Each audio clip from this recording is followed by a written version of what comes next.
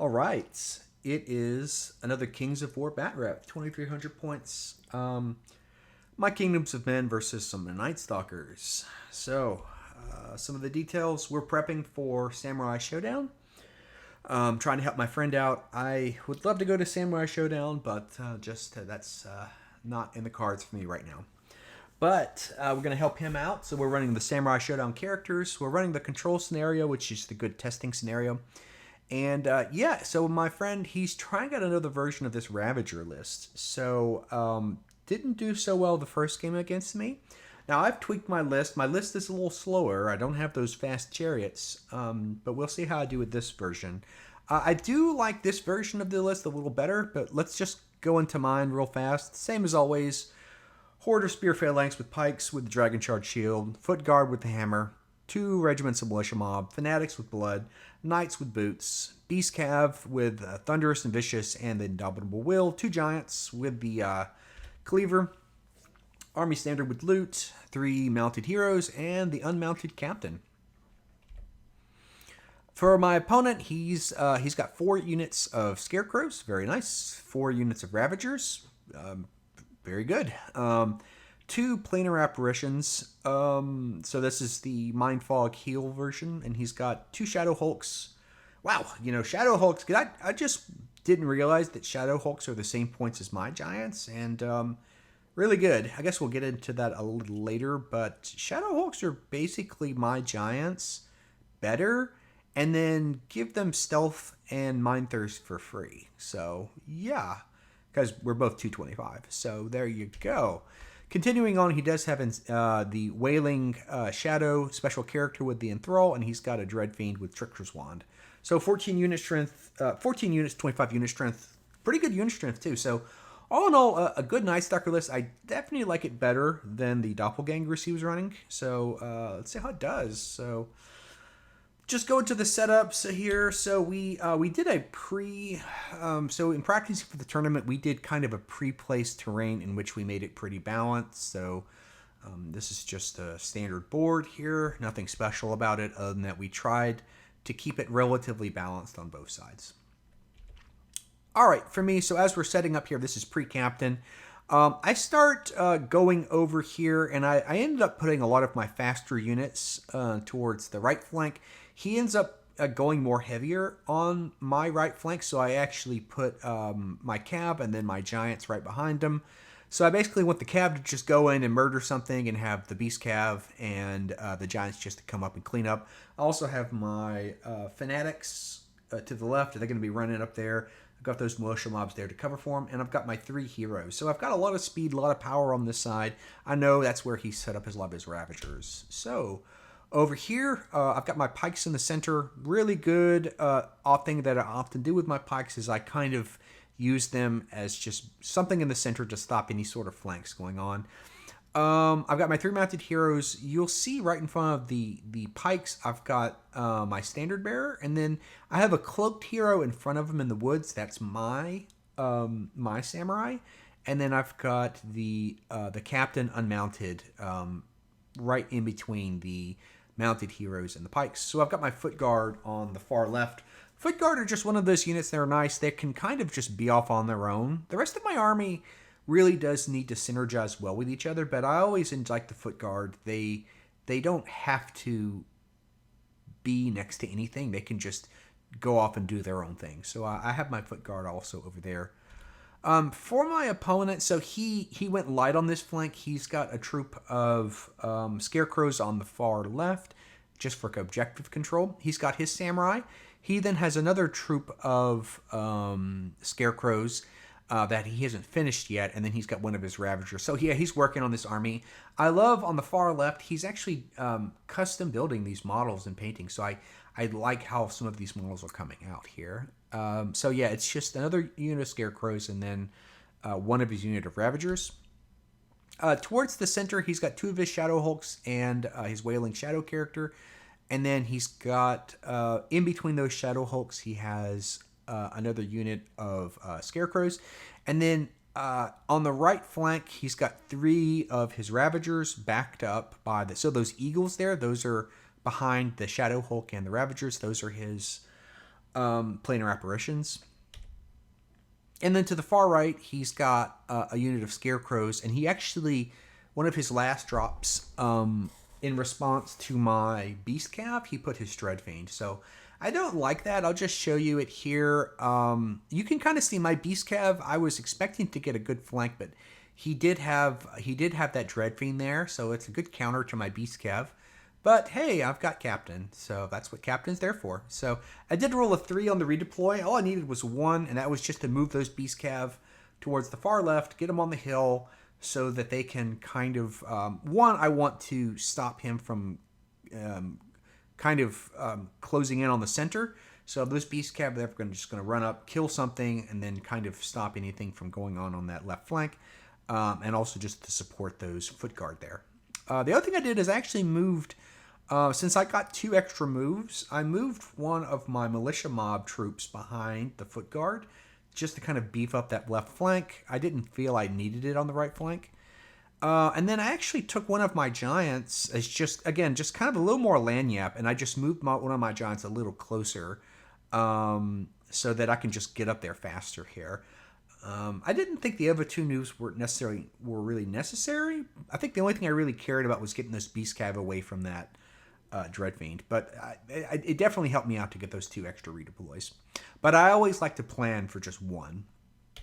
All right, top of turn 1, he did give me first turn, and I think it's not a bad move to give me first turn. He can't shoot at me, so it's a wasted turn for him.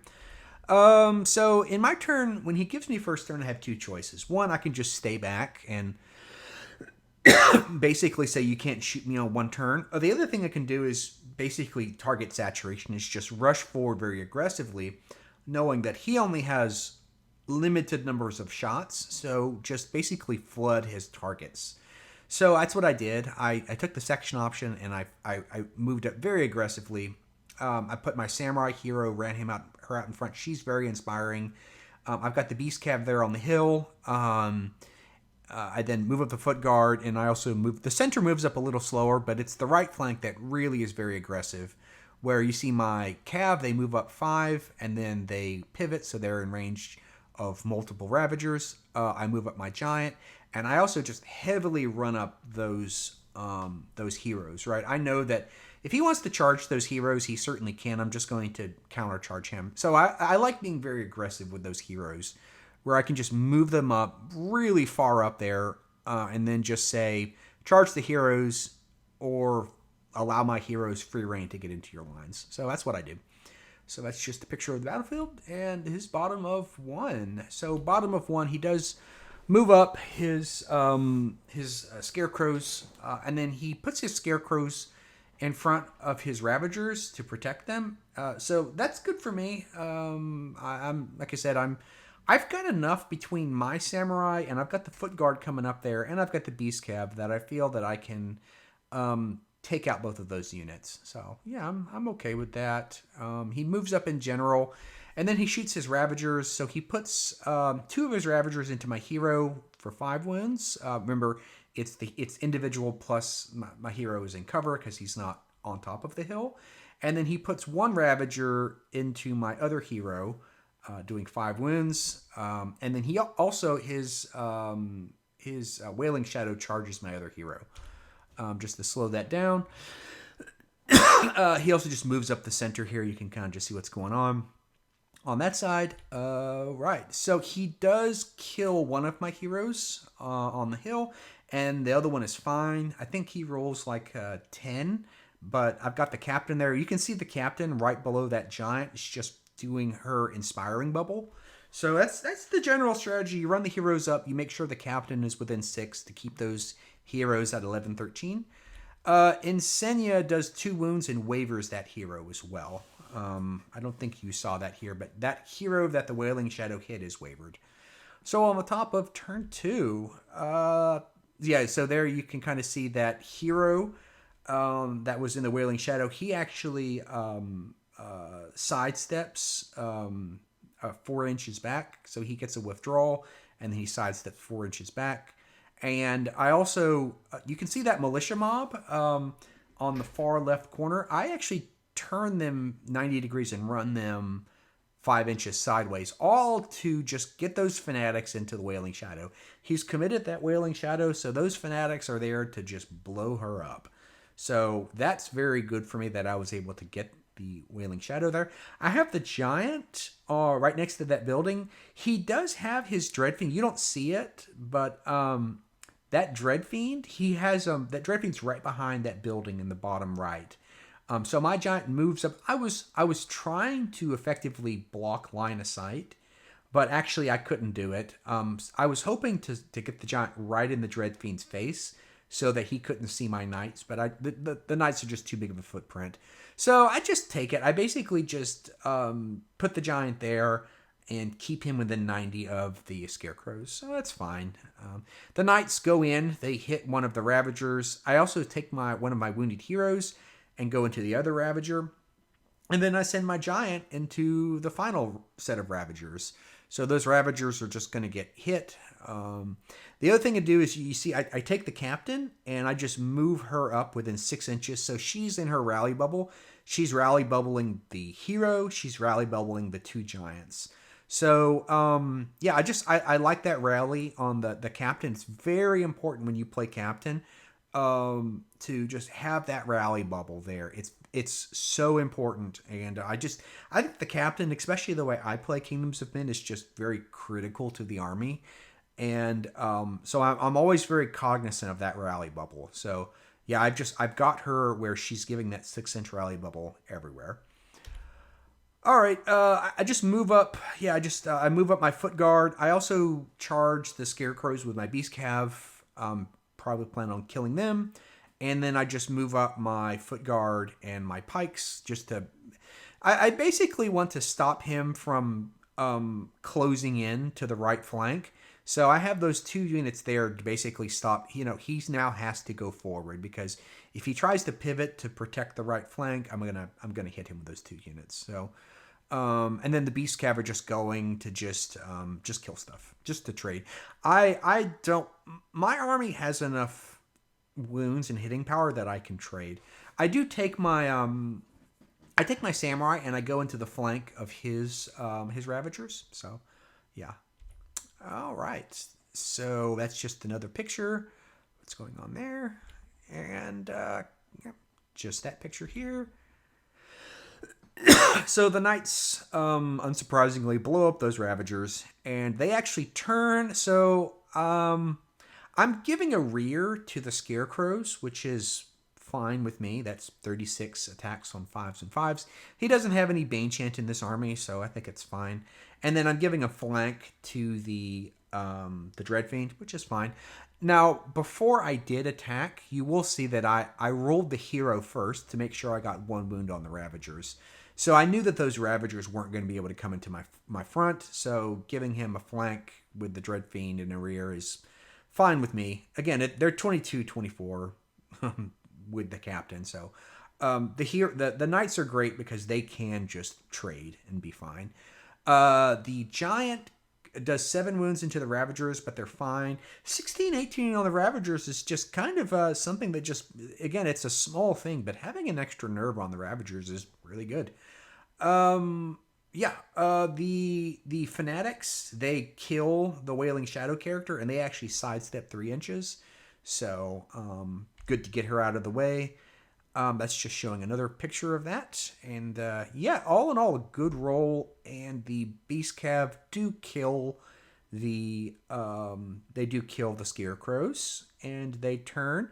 And I think I get like 4 wounds onto the Ravagers with my Samurai, but they're fine. And that's just another picture. You can kind of see that I've done a lot of damage to the right flank, and I'm also holding up that middle flank there. So I'm feeling pretty good. Bottom of 2. So he combo charges. Now you're going to see those Beast Cav do have 4 wounds on them. Last turn, those Ravagers did shoot into the Beast Cav. I probably didn't note that, but the Beast Cav, the Ravagers did shoot with cover into the Beast Cav and did 4 wounds on them. So the Samurai and the Ravagers charge the Beast Cav. He countercharges the hero. He gets a flank. So I wasn't able to pop the Ravagers. so he does get a flank on them. The Ravager's down to 6 wounds now because he does have his Aura of Life from his Planar Apparition, which is right above my Knights. He does take the flank and the rear into my Knights, which is fine with me. He does also heal the Ravagers, so that Planar Apparition does his Aura of Life, and then he heals the Ravagers a few more. He does charge his Scarecrows into my Foot Guard, which is fine. And he charges his Shadow Hulk into my Pikes, which is fine. All fine with me. I feel those trades are in my favor. Okay. So, yeah, I think that's just another picture. All right. So, in here, he does enough wounds. This is just a few more pictures that we're just showing here. All right. So, he rolls bad. It was about a 50-50 chance. Dash 17, Def 5. I think he was, gonna do... it came out to like 6s twice. But he rolled a little better. And then it was 5s twice, but I think he rolled a 4. He does waver them. But yeah, I've got Indomitable Will, so he only wavers the Beast Cav. So that's great for me. I wasn't expecting it. I'll take it. He does kill the hero with his Ravagers, which is fine with me. And he does 15 wounds on the Giant. It's 6s twice, but he only wavers them. He only wavers the Giant too, which is huge for me. I was expecting that Giant to die, but now the Giant is alive, so I'll take that. He does 8 wounds, which is about expected. It's just those Knights are very difficult to kill. And so I'm, like I said, I was perfectly happy giving him a flank and rear, and 8 wounds is fine with me. Does 3 wounds into the Pikes, which is fine, and does 2 wounds into the Foot Guard, which is fine. Yeah, and he does move up his Scarecrows, and he does face the rear of my Beast Cav. Sure, it's fine. All in all, it's going pretty good. Nothing that I'm worried about right now.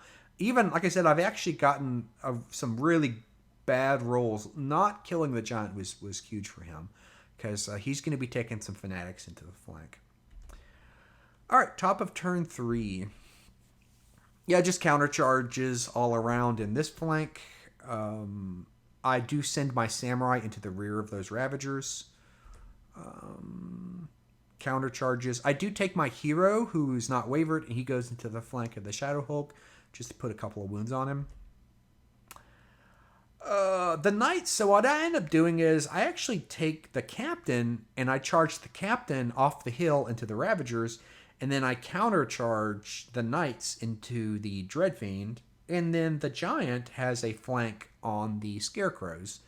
And then the Fanatics go into the flank of the Shadow Hulk, and the Giant countercharges into the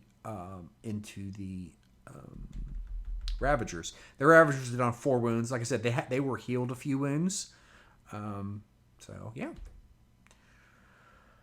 So the Beast Cav and the Samurai kill the Ravagers, and I just turn to face the Scarecrows on the other side. The Foot Guard, even though they actually are fighting some toughness 4 Scarecrows because they've got the hammer, but they still manage to, I think they do exactly 9 wounds, which is average, and then kill the Scarecrows. I do 7 wounds into the Shadow Hulk, but he's fine. I Bane chanted the Pikes, and did some wounds into the Shadow Hulk. I killed the Shadow Hulk in the flank. I didn't even need to pop. So the difference between, if the Shadow Hulk would have killed the Giant and I would have faced him, I definitely would have popped the blood. That's why I have the blood on the Fanatics, and it's why it's so good that when I need to have a unit like a Shadow Hulk there, that I can use the blood to just pump a lot of wounds into him. But I didn't need to use the blood because it was the flank, so I just killed him. The giant also rolls pretty good and kills the Ravagers. The knights kill the Dreadfiend.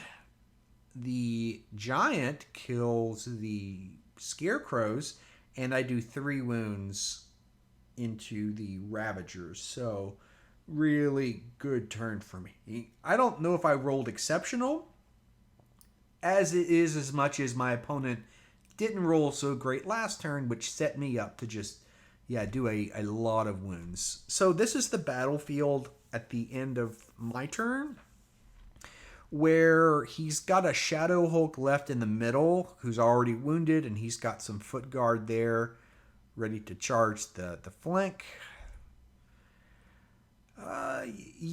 And then I've got my Beast Cav. Beast Cav are probably going to die, but them taking out 2 units is perfectly fine. I mean, that they're going to die now is fine.